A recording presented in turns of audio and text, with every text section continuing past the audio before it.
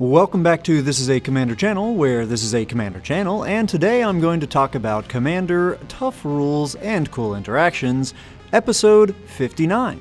Today's episode is going to cover a returning mechanic to Magic that is making a comeback in the Brothers War set on 6 new cards, and that mechanic is called Meld. It's a pretty goofy mechanic that I never thought would happen back when I was playing in the 90s and early 2000s, but here it is again, and the cards it's on are actually pretty powerful and cool, so I'm betting it will see a lot of play in Commander games going forward. So let's do a deep dive into the mechanic and cover what I imagine will be a lot of the questions that come up. And if you want to find more about Meld, it has its own section in the comprehensive rules under section 713, and it has a total of 11 sub-rules, which is quite a lot for an ability. But of course, I'll just be covering the things that I think will come up in your average game of Commander. Okay, let's start off by taking a look at one of the Meld pairs and the object that they become. I'm not going to read through all their abilities, as that's not the focus of today's video. Feel free to pause and read them if you'd like, but let's get straight into the questions that people will likely have. So the big question that I imagine that a lot of casual players and even some more experienced players will have is how these Meld creatures work with commander damage. We can see that in the CR, Rule 903.3b tells us that if a player's commander is a Meld card and it's melded with the other member of its Meld pair, the resulting melded permanent is that player's commander. So there you go. If you happen to meld into Mishra lost to Phyrexia, then getting it through for combat damage will count towards your commander damage, just as with your Mishra claimed by Gix. So if you were to hit somebody with Mishra claimed by Gix for his 3 power, then on another turn you meld into Mishra lost to Phyrexia and hit that same player for his 9 power, they're now at a total of 12 commander damage. So just one more hit with Mishra lost to Phyrexia, and it's curtains for them. Now, these melded creatures are pretty dang scary, so people are going to be holding up removal spells for them for sure. So what happens when they are dealt with? Let's take a look at a few different scenarios. Let's say you have out your Mishra lost to Phyrexia, and then I cast a board wipe, like Cyclonic Rift, and you use a protection spell like eeee Interlude, which says, exile any number of target creatures you control. Return those cards to the battlefield under their owner's control at the beginning of the next instant. What will happen when the cards begin to return to the battlefield? Will they come back as the melded Mishra lost to Phyrexia? Sadly, no, they will not. They will both return, but as their front face of Mishra claimed by Gix. The Phyrexian Dragon Engine will enter as its own thing. Again, front face. But at least you don't need to recast them and deal with the whole summoning sickness thing on your next turn, assuming they survive to your next turn as well. Let's spice things up just a little, and let's say you attack me with your Mishra lost to Phyrexia, and I target it with my Long Road Home to save myself from the commander damage.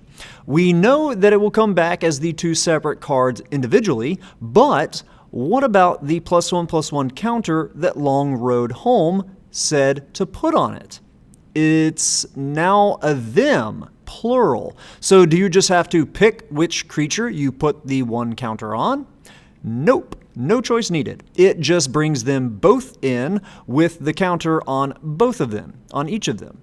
What if one of the cards from a melded creature isn't a creature? Like with Titania Gaia Incarnate, which is a melded creature when combining Titania Voice of Gaia and Argoth Sanctum of Nature, which is a land and not a creature. In this case, even the Argoth Sanctum of Nature would re-enter the battlefield with a +1/+1 counter. What about sending your commander to the command zone? Of course, in Commander, when your commander gets hit with a Path to Exile, you don't let it stay in exile. You send it to the command zone so that you can cast it again later. Sadly, however, the state-based action that does let you send your commander to the command zone only applies to that specific card.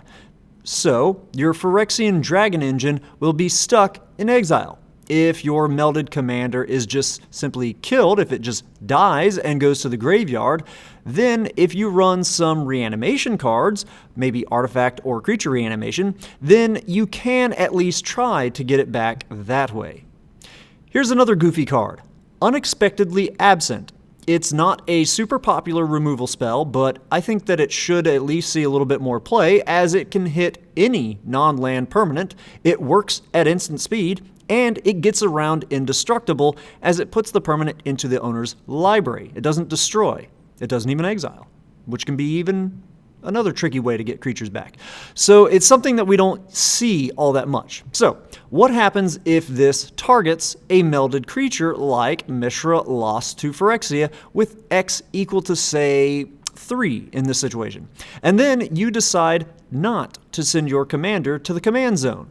You would send both cards to the library, with one of them having 3 cards above it in the library, and the other one just beneath that one, so 4 cards on top of it in the library. So you decide the order they are, and technically you don't have to let your opponent know the order that you put them in. But of course, in Commander, we typically put our commander in its own sleeve, its own different colored looking sleeve, and that can make it pretty obvious as to the order that you went with. Now, if you're in a competitive setting, then you would need to re-sleeve your commander into a matching sleeve, but this is Commander that we're talking about. It's more of a casual format, so this isn't something that will ever really come up all that often. Before moving to the next section, I'll ask a question on one more removal sort of question. What would happen if an opponent were to play an Illithid Harvester and you have a tapped melded commander? Or what would happen if they played an Ixodron? Leave your answers down in the comments below. Okay, final section, handling triggered abilities and counting. You control a melded Urza Planeswalker, which is a legendary Planeswalker, and I destroy it, sending it from the battlefield to the graveyard. This is what triggers Dies triggers.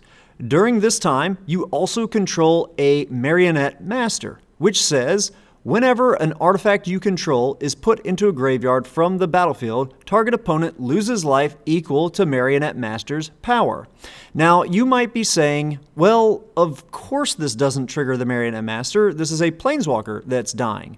But some of you may be thinking, of course this triggers the Marionette Master, since there is now the Mightstone and the Weakstone in the graveyard, and it was just on the battlefield. So which side is correct?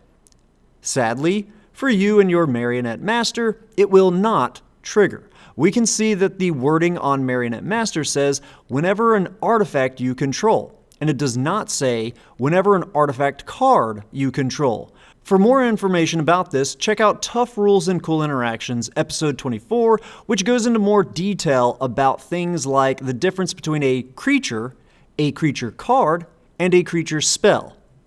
Expanding on this just a bit more, I control a Bloodchief Ascension that is online, and I destroy your Urza Planeswalker. What will end up happening? So, let's read the Bloodchief Ascension.